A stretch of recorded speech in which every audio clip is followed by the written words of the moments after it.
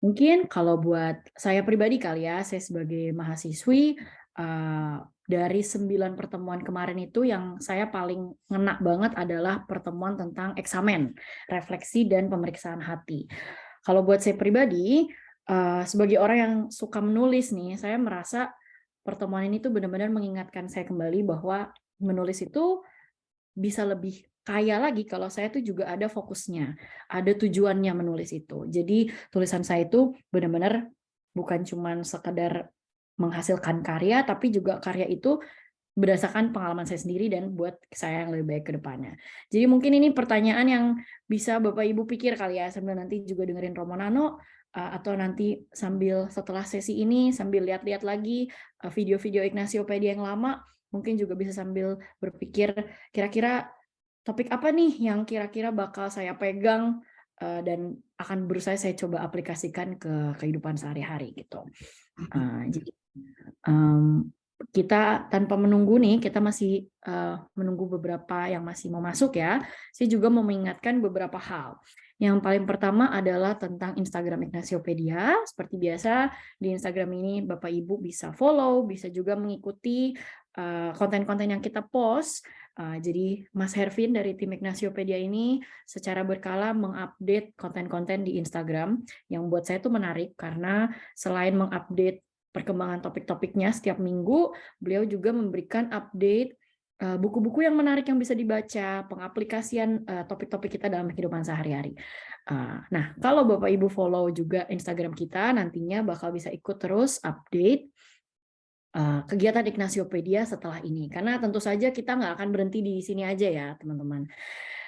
Selain itu, buat Bapak Ibu dan teman-teman yang mungkin jadi pengen lihat-lihat juga video-video lama, bisa juga rekaman Ignaciopedia pertemuan pertama sampai pertemuan nanti yang ke-10 ini akan diupdate dan diupload ke akun YouTube milik AAJI atau Asosiasi Alumni Jesuit Indonesia. Jadi teman-teman juga mungkin nanti kalau berpikir, aduh topik ini nih kayaknya yang ngena nih, pengen nonton lagi, pengen lihat lagi waktu itu Romonano bilangnya apa. Nah itu bisa langsung cus ke YouTube kita. Selain itu, saya juga mau mengingatkan kembali, tim Ignaciopedia masih membuka kesempatan buat para peserta yang mau ikut pemesanan kaos Ignaciopedia. Kalau masih ingat, kaosnya itu yang warna hitam dengan logo si Inigo naik Vespa. Nah, kita punya dalam ukuran anak-anak, dewasa maupun ukuran custom. Jadi Bapak Ibu bisa ikut pesan melalui link Google Form yang nanti akan kita share juga di WhatsApp komunitas dan bisa juga buat jadi kenang-kenangan bahwa pernah nih ikut kegiatan Ignaciopedia. Nah, baiklah tanpa berlama-lama lagi, kita akan buka webinar malam hari ini dengan doa pembuka. Jadi marilah kita persiapkan hati dan pikiran kita masing-masing untuk berdoa. Dalam nama Bapa dan Putra dan Roh Kudus, amin. Allah yang selalu mencinta, kami mengenang pertobatan Santo Ignatius Loyola, mengingat peristiwa pertempuran Pamplona, kemampuannya menjalin hubungan dengan rekan-rekannya, mengingat lukanya, mimpi-mimpinya yang hancur, kesehatannya yang rapuh, kegagalannya yang nyata, doa-doa dan imajinasinya, perjuangan dan pergulatan batinnya, keinginannya melayani sesama, membantu jiwa-jiwa menemukan penghiburan dari putramu yang telah bangkit. Kami mohon juga ya Tuhan, agar Engkau memperbarui semangat Santo Ignatius dalam diri kami sekarang juga. Amin. Dalam nama Bapa dan Putra dan Roh Kudus. Amin. Baik, Bapak Ibu, malam hari ini tentu saja Romonano akan kembali membawakan materi inti dari webinar kita. Dan seperti yang tadi saya udah bilang, topik malam hari ini adalah tentang istilah ad maiorem Dei gloriam dan ad maiora natus sum. Mungkin Bapak Ibu kalau sering dengar jargon AMDG, mungkin udah identik sekali dengan sekolah-sekolah kolese ya. Tapi mungkin masih ada juga yang masih kepo dan bertanya-tanya, apa sih sebenarnya makna dari AMDG itu? Selain itu, apa juga sih istilah ad maiora natus sum? Ini mungkin istilah yang kita lebih jarang dengar kali ya. Nah, lebih lanjutnya tentang konsep ini, pengaplikasiannya dalam kehidupan sehari-hari, dan juga bagaimana Bapak, Ibu, dan teman-teman bisa ikut mempraktekannya, akan dibawakan langsung oleh Romonano sendiri. Selama webinar berlangsung, peserta nanti bisa mengirimkan pertanyaan, bisa mengisi link Google Form yang akan dikirim oleh tim Ignasiopedia lewat grup WhatsApp maupun di chat room Zoom ini. Nah, seperti biasa nanti setelah Romo Nano selesai dengan materinya, kita akan lanjut dengan sesi Q&A. Atau mungkin juga itu sesi curhat colongan, bisa juga begitu kali kita sebut. Baiklah, langsung saja untuk Romo Nano, waktu dan tempatnya saya sediakan. Adeline yang disayangi banyak orang, disayangi Tuhan, dan saya yakin juga disayangi oleh Santo Ignatius Loyola, termasuk Aloysius Gonzaga ya, alumni alma matermu. Terima kasih banyak, kamu itu selalu bisa membuat suasana awal webinar kita itu menjadi hangat gitu, dan serasa menarik. Sekali lagi terima kasih banyak, Adeline. Saya juga tidak menyangka ya, dulu pertemuan kita pertama kali di mana ya, di Barcelona ya. Iya, mau benar. Kita rombongan Indonesia itu bertemu, kamu di mana dong pertama kali? Saya Di pertama kali bandara? di Barcelona sama Romo Nano. Iya, di bandara atau di tempat kongres itu? Langsung di hotel, kita ketemu pas makan pagi. Besoknya saya Oh baru itu datang. ya, ya, oke, ya.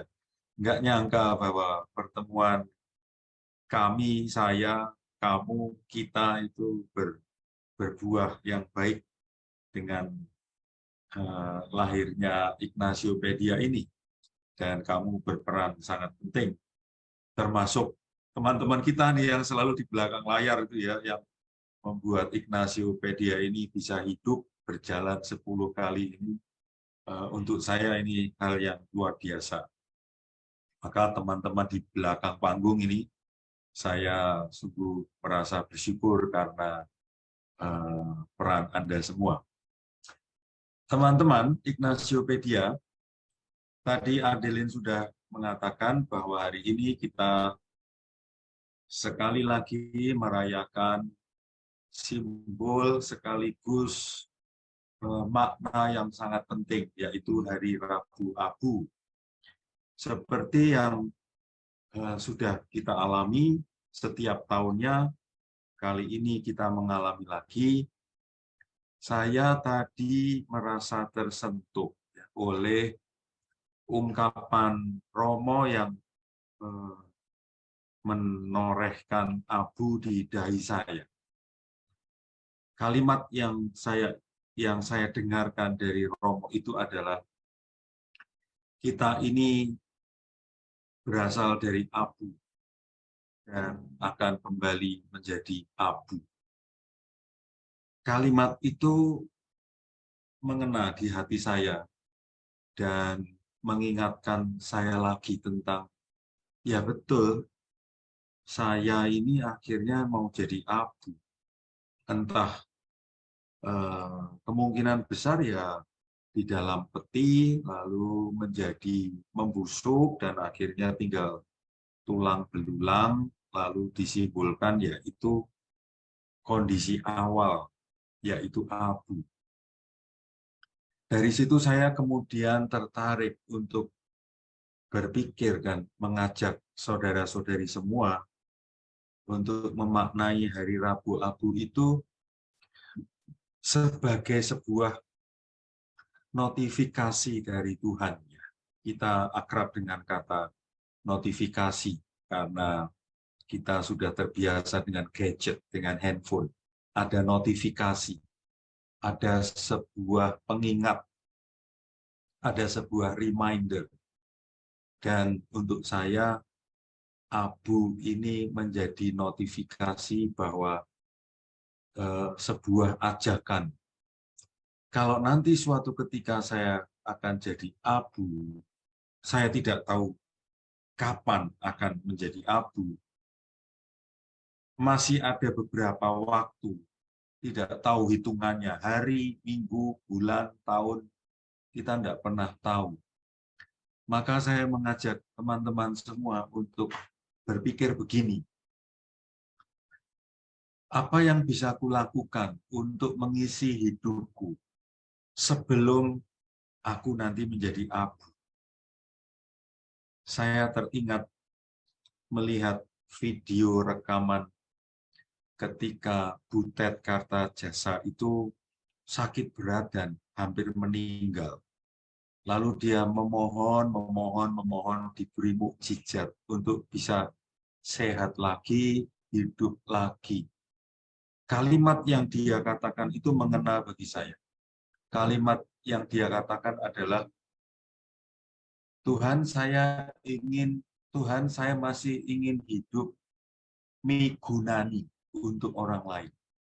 Kata migunani itu menyentuh saya. Dan kalau di bahasa Indonesia kan migunani itu berarti berguna. Saya ingin hidup berguna untuk orang lain. Ya, berguna bagi orang lain. Bukan untuk kenikmatan diri sendiri, bukan untuk kenyamanan, kehebatan, kemuliaan, kejayaan diri sendiri, tetapi berguna untuk orang lain. Dalam bahasa Inggris, supaya menjadi lebih lengkap ya, saya ingin hidup saya itu meaningful untuk orang lain.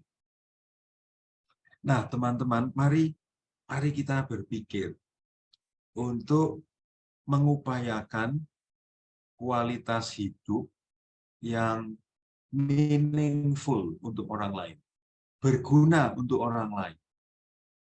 Jangan sampai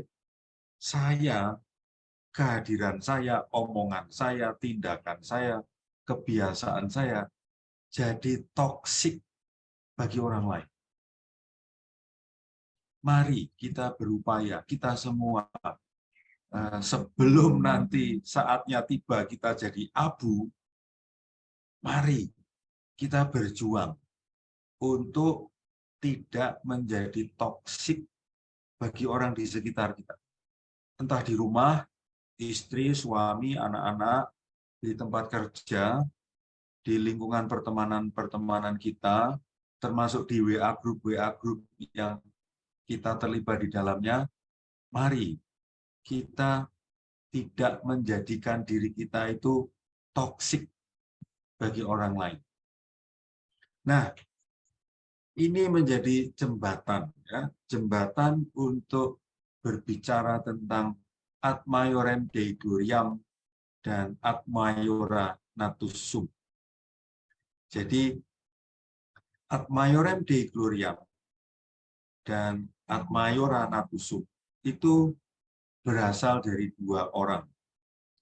Yang pertama dari Ignatius Loyola yang seluruh ajaran latihan rohani dia itu ya, ada banyak yang sudah kita pelajari, 9 yang sudah kita pelajari ya, ada pembedaan roh, ada bersikap magis, ada finding God in all things. Sebetulnya 9 tema yang sudah kita pelajari itu sebetulnya bisa diringkas ya menjadi sebuah ungkapan yang terkenal ad maiorem Dei gloriam, AMDG. Demi kemuliaan Tuhan yang lebih besar. Nanti saya akan menjelaskan artinya apa. Dan kita bisa belajar juga dari Santo Stanislaus Kostka. Ini followernya Ignatius ya. Ini seorang pemuda bangsawan keluarga Kostka berasal dari Polandia. Nah, dia mempunyai ungkapan yang akhirnya menjadi viral zaman itu sampai sekarang sebetulnya.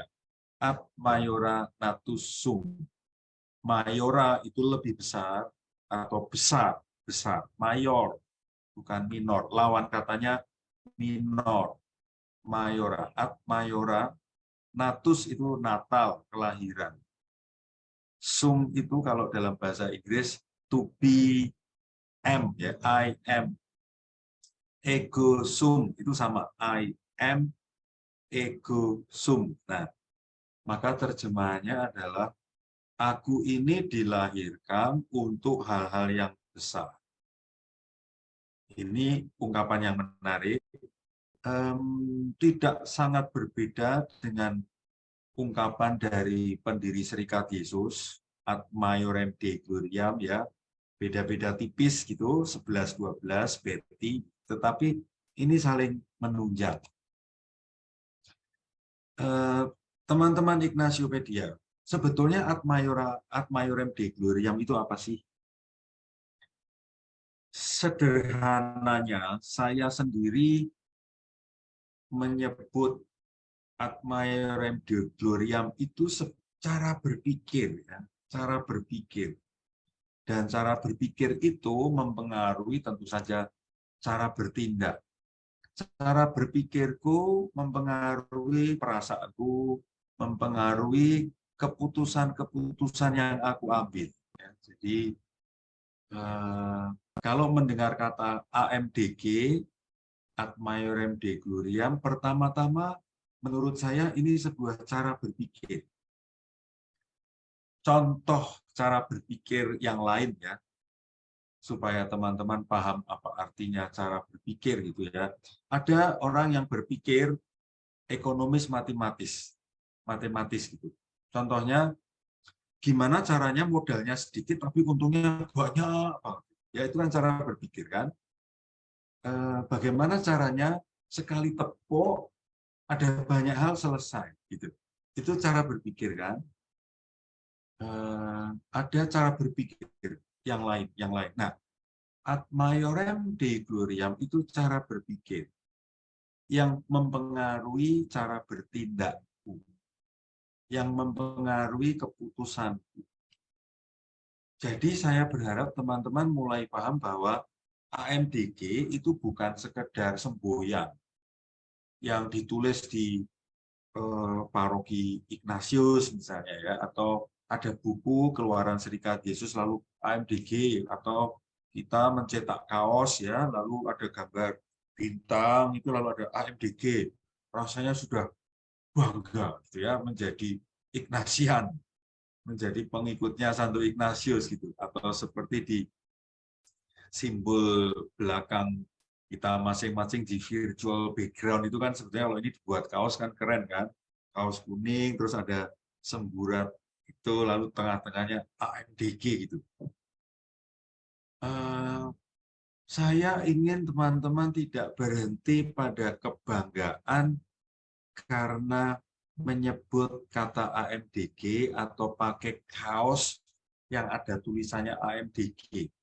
Tetapi saya berharap dan saya mengajak teman-teman untuk mulai menghayati AMDG itu sebagai sebuah cara berpikir yang nantinya mempengaruhi keputusan yang saya ambil. Nah, orang yang menggunakan cara berpikir Ad Maiorem Dei Gloriam itu adalah orang yang dalam keputusan-keputusan yang dia ambil, itu dia bisa sampai pada tahap lebih mementingkan kehendak Allah ketimbang kehendak diri sendiri. Nah, terjemahannya teman-teman, mementingkan kehendak Allah itu bisa diartikan banyak sekali. Nanti di slide-slide berikutnya saya akan memberi contoh-contoh konkret gitu. Dan teman-teman nanti bisa juga bertanya tentang banyak hal ya. Tetapi mementingkan kehendak Allah atau kehendak Allah itu bisa dalam bentuk saya sebagai seorang ibu mau berkorban demi supaya anakku itu bisa membayar sekolah atau bisa membayar kuliah gitu. Saya rela tidak membeli baju baru, tetapi uang yang seharusnya bisa saya pakai untuk membeli baju, membayar uang kuliah anakku. Nah, membayar uang kuliah anakku itu bisa menjadi salah satu contoh konkret mementingkan kehendak Allah. Seorang bapak nih ya, seorang bapak punya hobi misalnya bermain bulu tangkis atau bermain tenis atau tenis meja gitu ya. Tetapi pada saat dia harus bermain bulu tangkis, anaknya itu sakit dan harus dibawa ke dokter. Seorang bapak yang mau ngalah, tidak bermain bulu tangkis bersama teman-temannya, yang tentu saja mengasyikkan, bisa 2 jam, bisa 3 jam, dan memilih untuk mengantar, menemani anaknya ke dokter, itu sebuah tindakan yang lebih mementingkan kehendak Allah daripada kehendak, kepentingan, keinginan, kebutuhan sendiri. Jadi 2 contoh itulah tadi teman-teman, itu contoh seorang ibu, seorang bapak yang berpikir dan bertindak AMDG. Dengan kata lain, AMDG itu harus dihayati dalam hidup sehari-hari yang konkret, pagi, siang, sore, malam. Harus bisa. Sekali lagi, jangan sampai AMDG itu hanya menjadi sebuah simbol, moto, semboyan yang entah diucapkan, entah dituliskan di baju, entah jadi hiasan. Mari kita AMDG sebagai cara berpikir, seperti halnya Cak Lontong yang selalu mengajak kita mikir, gitu ya, mikir secara AMDG. Supaya kita semua paham bagaimana cara berpikir AMDG itu muncul dalam sejarah hidup Ignatius Loyola, saya ingin menyegarkan lagi ingatan teman-teman sekalian. Sebetulnya tadi lewat film singkat tentang Ignatius, di sana sebetulnya sudah ada penjelasan yang bagus ya, secara secara film itu. Kalau Bapak Ibu teman-teman melihat film itu tadi dengan cermat, itulah yang melatar belakangi lahirnya konsep Ad Maiorem Dei Gloriam. Kita mulai yang dari peristiwa yang sudah kita hafal, tetapi supaya makin paham, saya mengulang lagi. Selama 26 tahun pertama hidupnya, teman-teman, seorang Ignatius Loyola itu orang yang egois, orang yang narsis, orang yang hanya memikirkan kepentingan dia sendiri. Dan dia punya ambisi yang besar. Dia punya keinginan yang kuat, yaitu jadi orang hebat. Ini situasi yang menarik ya. Ada ambisi, ya, ada energi besar, ada determinasi untuk jadi orang hebat. Dan Ignatius Loyola itu orang yang perfeksionis, mengupayakan segalanya sebisa mungkin sempurna. Lalu dia mengupayakan ya, setiap harinya itu dia berlatih perang, memainkan pedang, berlatih strategi perang, dan segala yang berbau perang itu dia senang, dia berlatih itu, sehingga sampai akhirnya jika dia juga praktek. Tadi dalam film juga dikatakan, yang Anda lihat di dalam slide ini, semua hal yang dia lakukan itu, seluruh ambisinya, seluruh energinya itu dia kerahkan untuk mendapatkan kehormatan dari seorang putri yang dia impikan menjadi istrinya. Teman-teman, sampai di sini cermati ya, ada sebuah cita-cita besar dan ada perjuangan yang luar biasa untuk mendapatkan cita-cita itu. Ada ambisi yang besar, ada determinasi yang besar untuk mendapatkan kehormatan.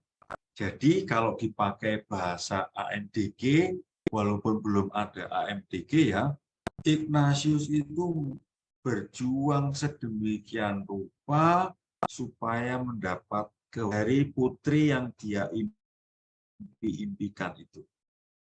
Nah, yang terjadi adalah seperti tadi dalam film melihat peluru meriam itu berjalan dan mengenai kaki Ignatius. Benar. Hancurlah fisiknya, hancurlah ambisinya, hancurlah cita-citanya, hancurlah semua hidup Ignatius. Hancur.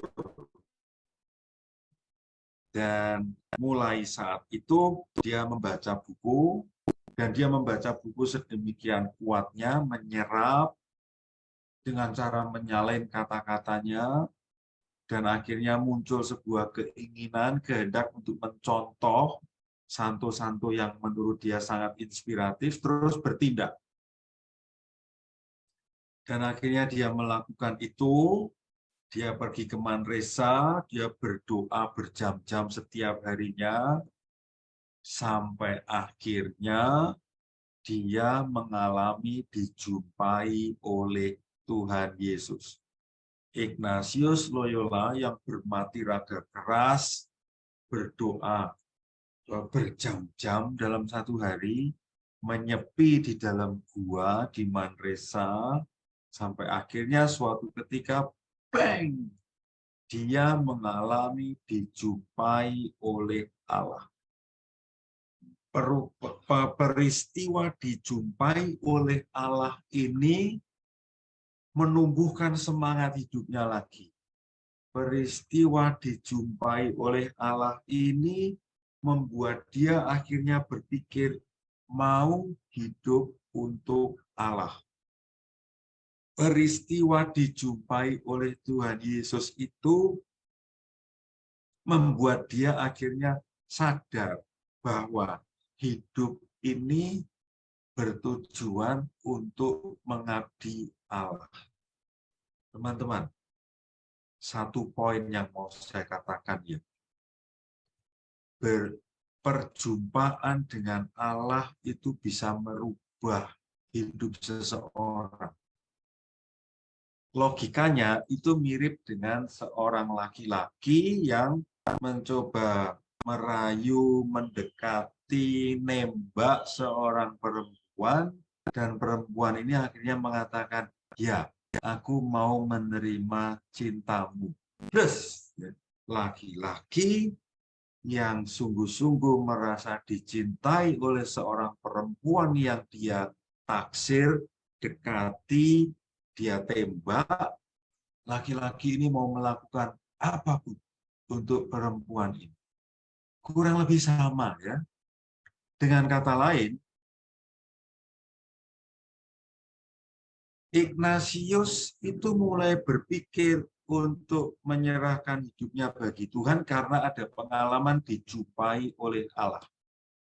Yang pertama di Manresa, yang kedua di Yerusalem. Tadi dalam film, naratornya mengatakan Ignatius menyebut Yesus itu teman. Memang, relasinya sangat dekat. Di Yerusalem ini, Ignatius mengalami didatangi oleh Yesus beberapa kali. Gambar yang menunjukkan itu bisa dicek, bisa dilihat bahwa Ignatius mengalami dijumpai oleh Tuhan Yesus di beberapa tempat. Sampai akhirnya dia sebetulnya ingin tinggal di Yerusalem supaya terus-menerus bisa dekat dengan Tuhan Yesus.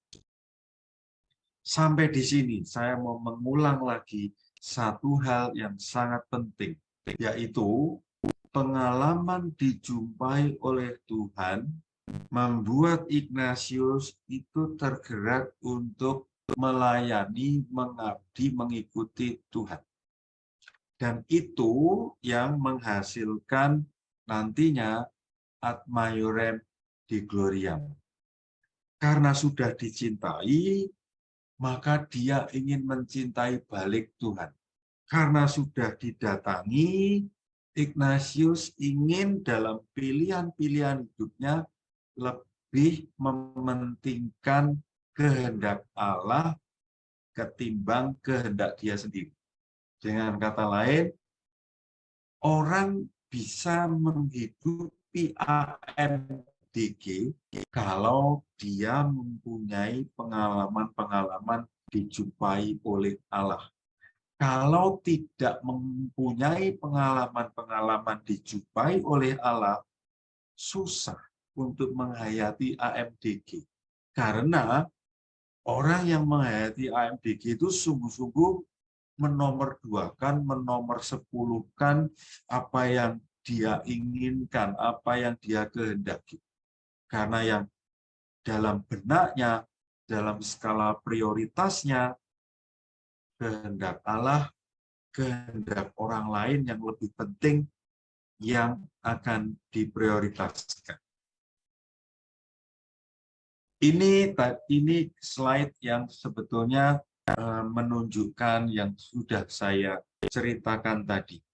Ketika Ignatius sadar bahwa dia berasal dari Allah, dia dicintai oleh Allah, dia diselamatkan oleh Allah, dia ditebus oleh Yesus Kristus.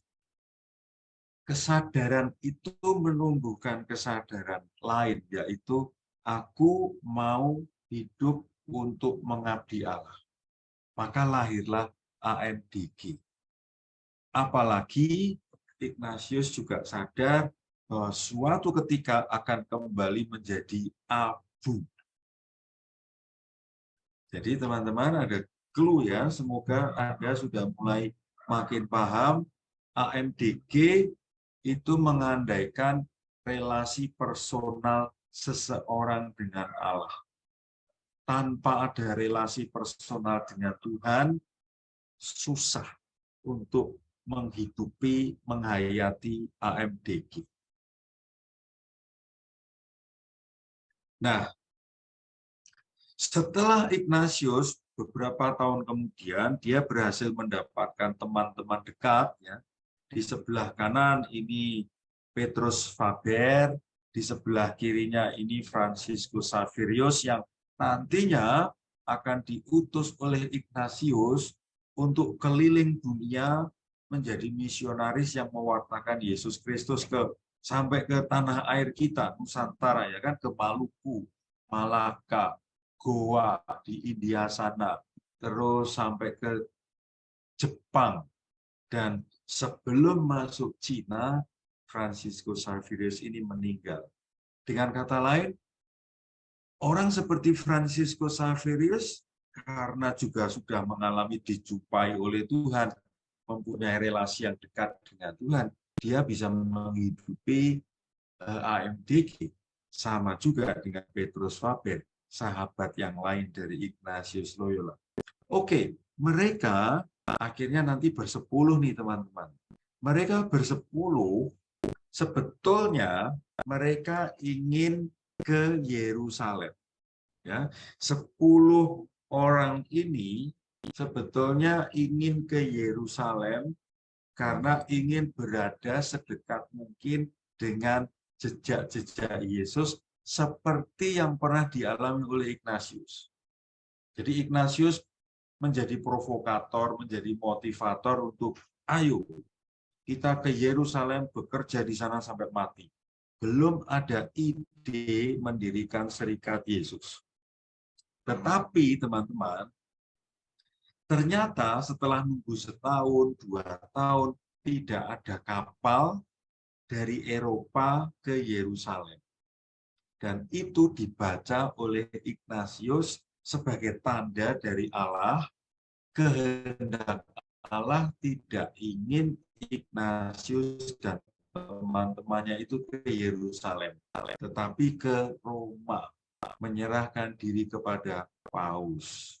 Teman-teman, slide yang sedang Anda lihat ini sebuah contoh Ignatius dan teman-temannya berdeliberasi. Deliberasi itu kalau bahasa Indonesianya musyawarah. Mereka bermusyawarah dan akhirnya mengambil keputusan mengikuti kehendak Tuhan, bukan ke Yerusalem, tetapi ke kota Roma. Dan akhirnya mereka ke kota Roma dan mendirikan Serikat Yesus.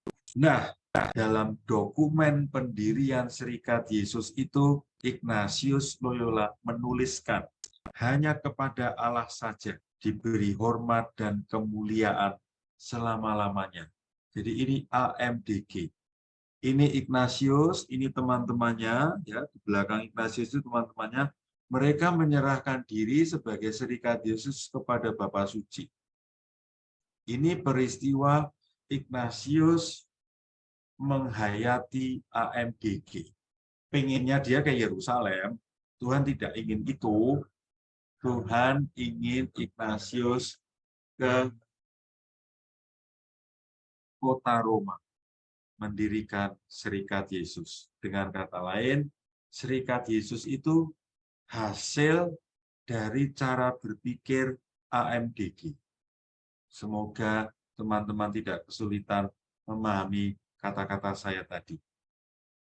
Dan Serikat Yesus sebagai sebuah ordo menghidupi ad maiorem Deo gloriam dengan cara taat pada paus.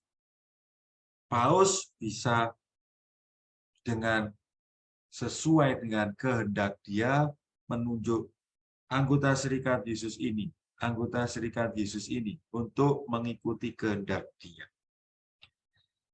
Dan setiap anggota Serikat Yesus itu menghidupi AMDG dengan cara taat pada pimpinan. Dulu saya berpikir, ya,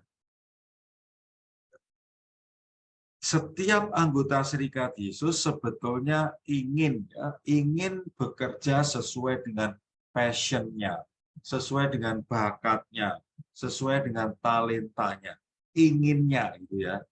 Nah, saya itu kan senang olahraga ya. Sebetulnya saya itu pengen berkarya di bidang olahraga, sepak bola, tenis, bersepeda gitu. Sebetulnya saya ingin diutus menjadi pembimbing rohani bagi para atlet olahraga. Saya pengennya itu, gitu. Sambil saya bisa ikut main sepak bola, bisa sepedaan, gitu ya. Tetapi nggak bisa. Pimpinan yang memberi tugas pada saya, enak aja kamu mau olahraga terus. Kamu tugas di rumah retret Klaten. Oke, siap. Bagi saya, menghayati ad maiorem Dei gloriam adalah taat pada pimpinan. Sebelum saya berada di Klaten ini, saya 11 tahun berada di Girisonta. Itu saya rasanya sudah PW, posisi enak, ya, enak di sana. Bisa main sepak bola dengan frater-frater, bisa bermain tenis. Daerah di sana itu lebih sejuk gitu ya. Rasanya 11 tahun itu sudah tidak pengen move on, sudah mulai mager. Apalagi usia bertambah, sudah tidak muda lagi. Provinsial pimpinan mengatakan, Nano, mulai bulan Agustus besok kamu pergi ke Klaten. Oh iya ya, saya jadi sadar, oh ya saya anggota Serikat Yesus itu, saya harus taat pada pimpinan. Teman-teman, ini cara saya sebagai anggota Serikat Yesus itu menghayati praktek AMDG dalam hidup saya. Dan saya yakin Anda sebagai awam, sebagai ibu, bapak, istri, suami, seorang yang bekerja di sebuah perusahaan pun bisa menghayati prinsip ad maiorem Dei gloriam. Jadi ad maiorem Dei gloriam ini bukan monopoli Serikat Yesus. No, ad maiorem Dei gloriam ini warisan Ignatius untuk siapa saja, untuk kita semua, termasuk Anda yang sekarang ini mendengarkan ocehan saya tentang AMDG ini. Teman-teman, sebelum beranjak ke slide-slide berikutnya, saya mau meringkas tadi yang sudah saya jelaskan ya. Kalau tidak ada peristiwa cannonball moment ini ya, kalau Ignatius itu tidak dihajar oleh Tuhan, Ignatius itu jadi manusia yang berorientasi pada diri sendiri, egosentris, selfish, narsis. Sungguh, Ignatius itu punya bakat narsis, selfish, egois yang gede banget. Maka ya kayaknya Tuhan ingin Ignatius itu berubah, maka didas gitu, dihajar. Dan akhirnya dia dijumpai oleh Tuhan. Dan syukur alhamdulillah dia bisa menangkap jejak Tuhan, tahu maksud Tuhan, berubah deh. Dan dari situ lahirlah semangat Ad Maiorem Dei Gloria. Simpul pentingnya apa nih teman-teman? Mungkin ini agak kurang ajar nih kesimpulan saya. Kalau kita ini orang yang makin kuat jadi orang yang egois, selfish, egosentris, hati loh. Tuhan bisa supaya kita bertobat dan supaya kita sadar. Nah, momen Rabu-Abu itu sebetulnya mengingatkan kita. Harusnya menghajar kita. Wah, halus ya, tapi dengan abu. Sebetulnya kan dengan mudah mau mengatakan, Nano, kamu tuh suatu ketika akan mati. Udahlah, nggak usah aneh-aneh hidup. Jadilah orang yang meaningful untuk orang lain. Oke, jangan toksik bagi orang-orang di dekatmu. Omonganmu, kelakuanmu, kebiasaanmu, jangan toksik. Jadilah orang yang helpful. Nah, itu menurut saya teman-teman ungkapan AMDG yang mudah kita pahami ya.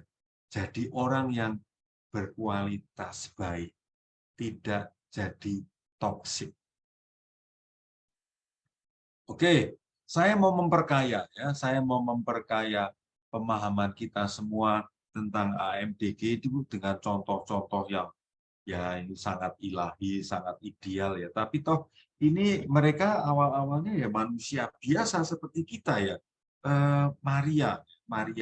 Ini untuk ibu-ibu, untuk perempuan penting banget ini ya. Perempuan punya hak, punya kebutuhan, punya planning, punya ekspektasi. Tapi ketika Tuhan menawari, Maria, kamu dipilih Tuhan jadi ibunya Allah yang mau jadi manusia ya. Oke? Dan Maria mengatakan dengan seluruh kesadarannya, siap Tuhan, aku ini hamba Tuhan. Ini sebuah sikap AMDG. Sekali lagi ya, perempuan seperti Maria dan seperti perempuan-perempuan di Ignatiopedia ini punya hak, punya planning, punya ekspektasi, punya selera, punya kebutuhan. Tetapi ketika Tuhan menawarkan sesuatu, disitulah Anda dites oleh Tuhan. Bisa enggak memilih sikap Ad Maiorem Dei Gloria? Kalau perempuan ini egois, dia enggak akan pernah menghidupi prinsip AMDG. Yosef, ini contoh bagi laki-laki ya. Yosef itu sebagai laki-laki, sebagai tunangan Maria, dan seperti laki-laki pada umumnya tentu saja juga punya ekspektasi, punya planning, punya hak, punya keinginan gitu. Ya dia tidak mau dong, kok dia belum melakukan apa-apa, calon istrinya sudah hamil. Dan menurut Injil kan dikisahkan, Yosef mau meninggalkan Maria diam-diam. Saya paham banget pilihan Yosef ini. Siapa mau ya? Oh, baru bertunangan kok sudah hamil dan bukan dari saya gitu ya, enggak maulah. Tetapi Yosef akhirnya mendengarkan bisikan malaikat. Yosef ini belum belajar spiritualitas Ignatian. Yosef ini nggak ikut Ignasiopedia, tapi dia bisa melakukan pembedaan roh dengan baik. Dan dia mendengarkan bisikan roh baik lewat mimpinya. Oke, akhirnya dia nggak jadi pergi dari Maria. Dan dia menikahi Maria. Dan jadilah mereka keluarga yang diberi kesempatan oleh Allah Bapa merawat Yesus. Teman-teman, ini bagi saya bukan contoh suci, bukan contoh yang heroik ya, tapi ini contoh dari perempuan yang sederhana, dari laki-laki yang normal seperti laki-laki pada umumnya. Kehebatan mereka adalah mau memprioritaskan kehendak Allah. Dan itu berarti bersikap AMDG. Bahkan harus bersusah payah ngungsi ke Mesir, itu belum ada Lion Air, belum ada Tiger Air, belum ada Garuda gitu ya. Jadi masih naik keledai. Sengsara, menderita, susah. Dan mereka mau. Ini AMDG-nya luar biasa. Dan anaknya sendiri, teman-teman, ini junjungan kita. Ini Tuhan kita. Sebagai manusia yang baru berumur 33 tahun, sebagai laki-laki yang berumur 33 tahun, kalau saya ingat 33 tahun waktu itu, wah saya jadi laki-laki yang punya ide ini, semangat bekerja, ini, termasuk dolan, termasuk main sepak bola. Allah Bapa ingin Yesus itu mati. Edan. Yesus sebetulnya kan negosiasi, please, Pak, Bu, kalau bisa ini jangan terjadi dong. Saya masih ingin bekerja. Tapi Yesus selalu sadar. Yesus menghidupi ad maiorem Dei gloriam. Oke, kehendakmu yang terjadi bukan kehendakku. Dan jadilah Yesus ditangkap di Taman Getsemani, disiksa, dan kita tahu semua peristiwa itu.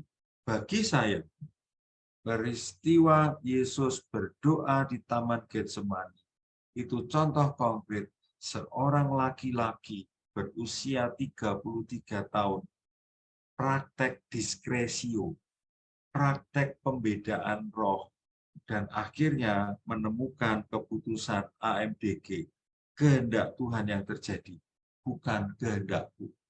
Mengapa dia bisa melakukan itu? Menurut saya, ini salah satu didikan dari emaknya, Maria, yang juga melakukan itu. Maka emak-emak yang ada di sini, Anda cobalah latihan praktek AMDG, pembedaan roh, finding God in all things, supaya Anda bisa ngajari anak-anakmu. Ini warisan penting untuk anak-anak kita. Apalagi di zaman yang makin modern ini, kalau tidak hati-hati, makin kafir kita ini. Mengaku Katolik tapi tidak beriman pada Tuhan Yesus. Oke, sekarang kita masuk ke topik yang kedua, ad maioranatus sum. Aku dilahirkan untuk hal-hal yang besar. Itu gambar pemuda bernama Stanislaus Kostka, ya, pakai waktu itu blue jean, bajunya blue jean, ini ya gaul bener ini. Stanislaus Kostka itu anak kedua dari dua anak bungsu dari keluarga bangsawan Kostka di Polandia sana. Dan seperti halnya Polandia zaman now, Polandia zaman Stanislaus Kostka ini kira-kira tahun 1600-an awal, keluarga Kostka di Polandia ini juga sangat Katolik, seperti halnya Polandia zaman sekarang. Paus Yohanes Paulus II itu kan Katolik banget gitu, itu berasal dari Polandia, bukan? Nah, ini dididik dengan cara yang sangat Katolik.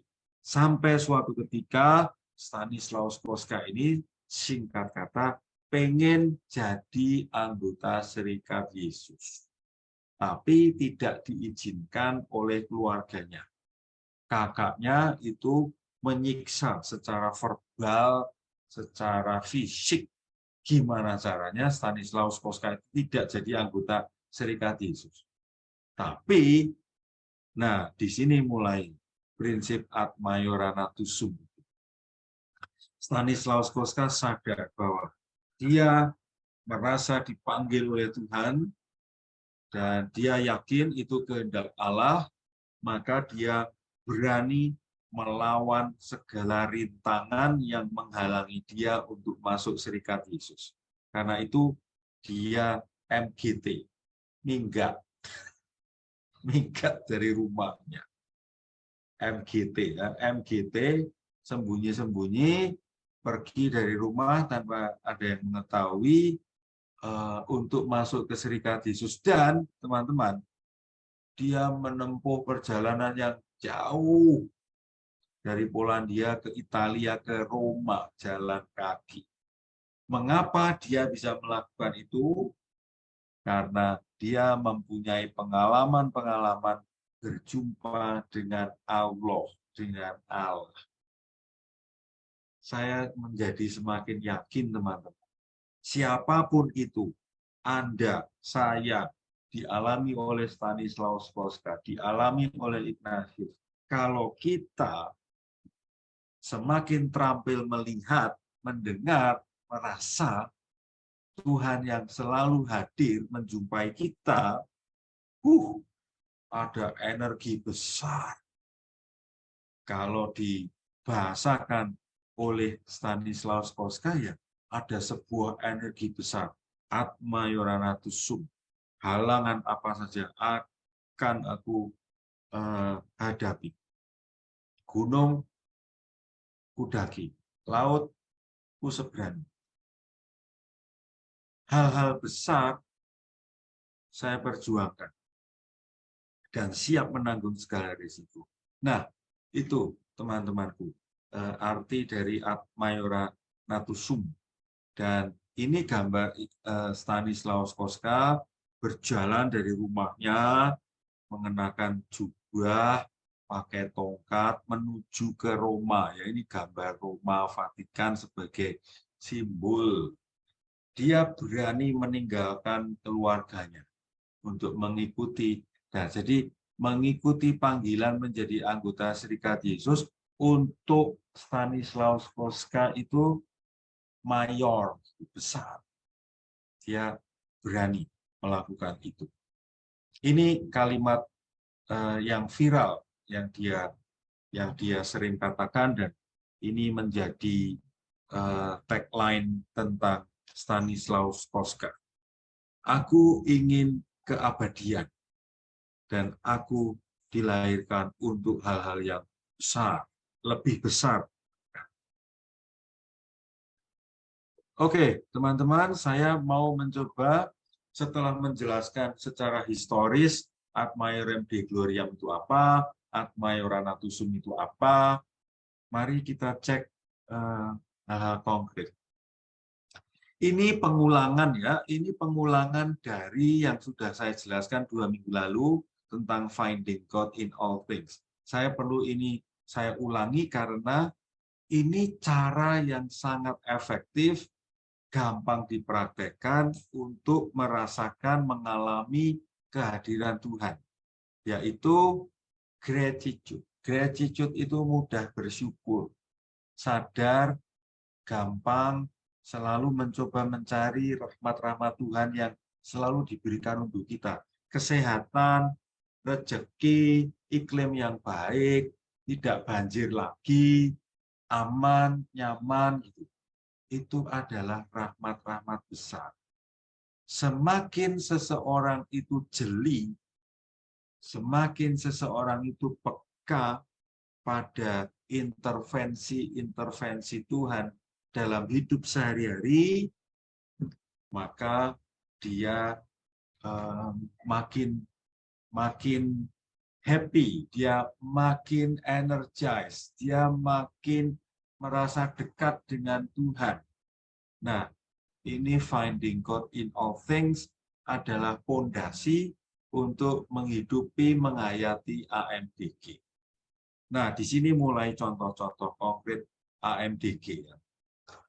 Seorang emak yang mempunyai 2 anak, seharusnya dia bisa sih menjadi guru yang berkembang pesat itu karirnya. Bisa menjadi kepala sekolah, menjadi guru, menjadi dosen, menjadi dokter, menjadi apoteker, menjadi berkarir apapun sebetulnya dia bisa. Tetapi kalau dia mengejar karirnya, anak-anaknya pasti tidak akan terperhatikan dengan baik. Maka ibu-ibu yang berani mengorbankan karirnya, relasi pertemanannya dengan kelompok sosialita ya demi anak-anaknya, itu AMDG.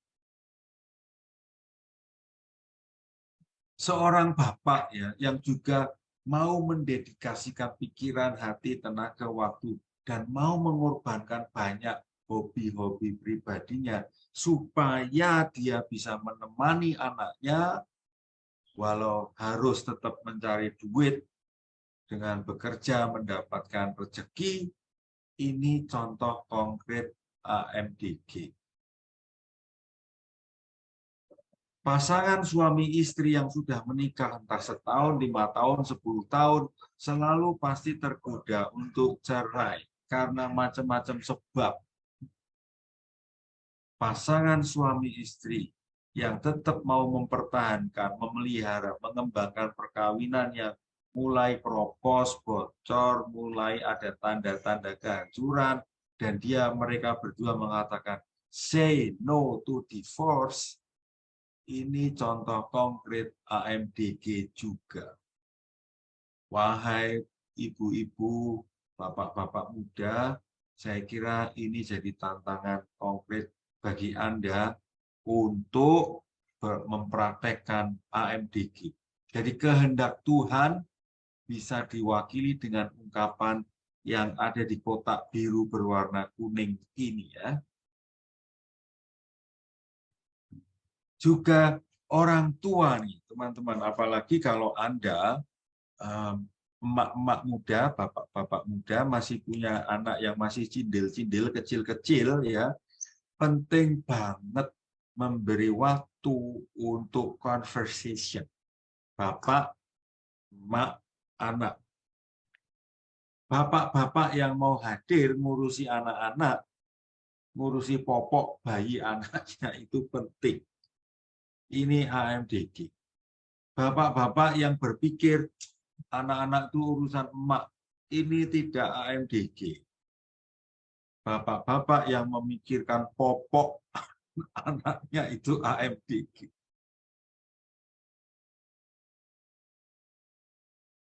Emak-emak yang tidak begitu, aduh banyak maunya ngatur sana sini ya, datang ke sekolah, memaki-maki guru, mengatur kepala sekolah, apalagi nyebelin, apalagi bayar sekolahnya kalau bisa sedikit mungkin, tapi kalau bisa ngatur banyak itu.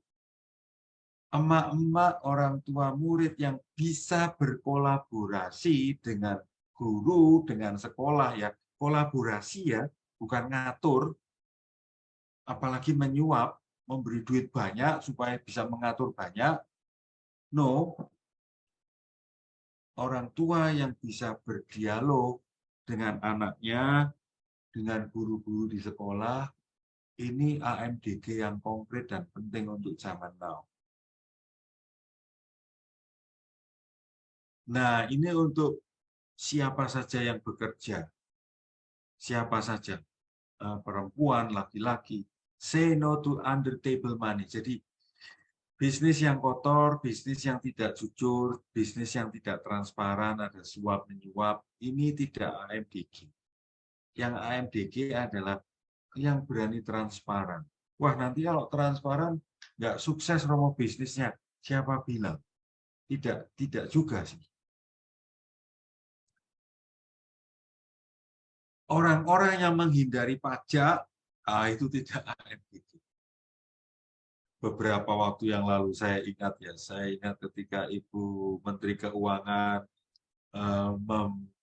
mensosialisasikan teks amnesti itu. Wah, Serikat Yesus dan juga kongregasi-kongregasi religius yang lain mulai, waduh kita harus lapor pajak dan kita harus, ya, rupanya selama sekian lama itu tidak pernah memikirkan lapor pajak, tidak pernah mendeklar kekayaan, dan akhirnya Serikat Yesus berani mendeklar kekayaan kami segini dari uang yang disimpan di luar negeri sekian.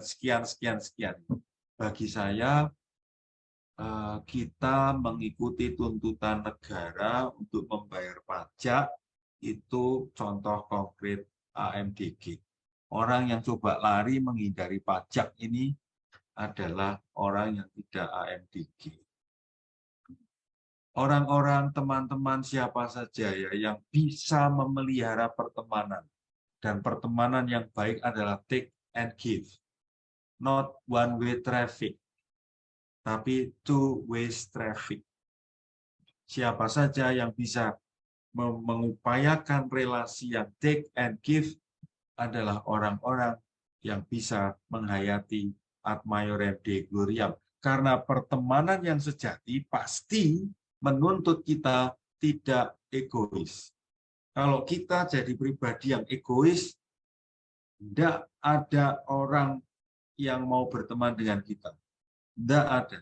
Saudara kandung pun nggak mau sebetulnya. Nyesel saya punya adik kamu, atau nyesel saya punya kakak kamu, karena egois banget. Nggak bisa take and give.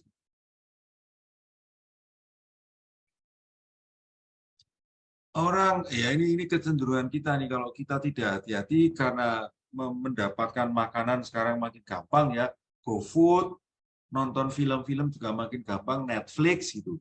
Kalau tidak hati-hati, kita jadi orang yang konsumeris hedonis.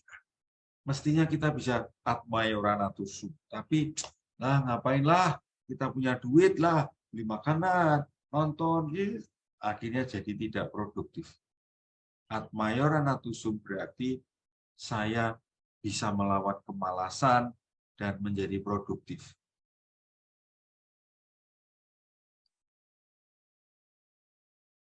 Ad maiorem Dei gloriam, ad maioranatusum juga bisa dihayati dengan cara tidak menjadi narsis dalam bermedsos. Saya sedih atau ya prihatin ya dengan siapa saja yang menggunakan medsos itu sebagai ruang waktu untuk mencari pengakuan diri. Dengan make up, dengan foto, sana sini, untuk mendapatkan pengakuan diri. Narsisistik itu berasal dari kisah orang bernama Narsis yang melihat bayangannya di air dan dia sadar, kok aku ganteng ya. Nah, seorang narsis yang mengagumi wajahnya di air gitu, wah saya ganteng ternyata ya. Nah itu arti dan asal kata narsisistik. Kamu ini narsis, artinya kamu ini cenderung mengagumi diri sendiri terus. Tidak narsis, itu AMDG. Siapa saja yang narsis, yaitu egois. Itu seperti Ignatius sebelum bertobat. AMDG berarti menggunakan sosmed untuk kebaikan yang lebih besar.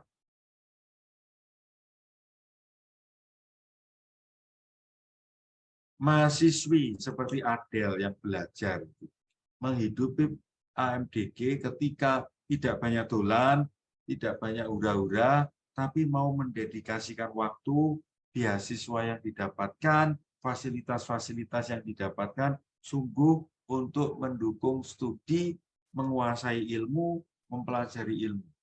Ini AMDG.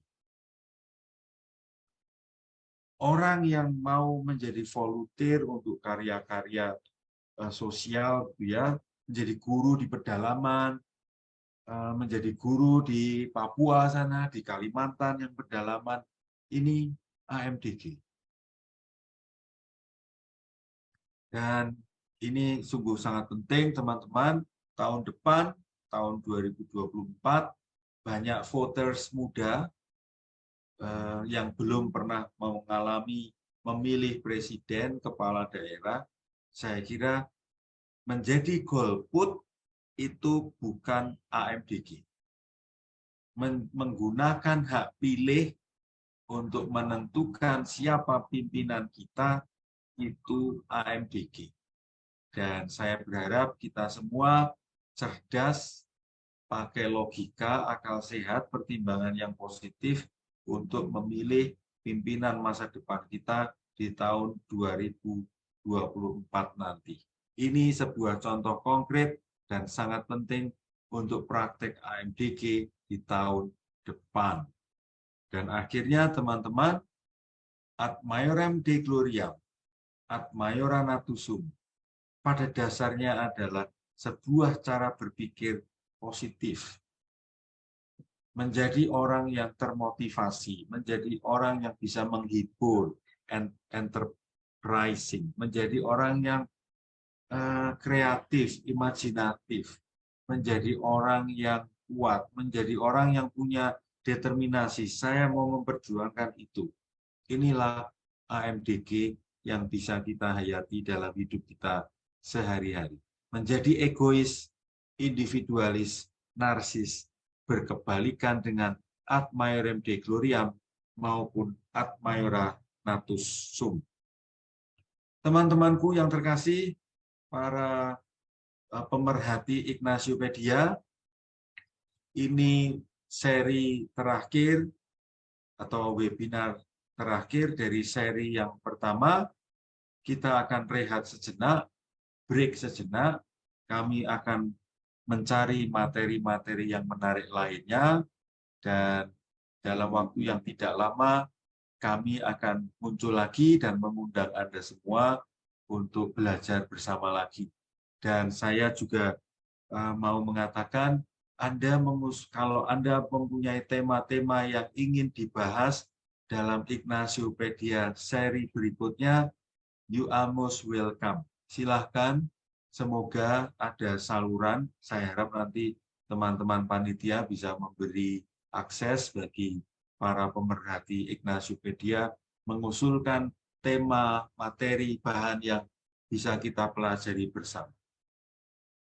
Demikian sharing dari saya, semoga berguna untuk teman-teman sekalian. Kembali waktu saya serahkan kepada Adel.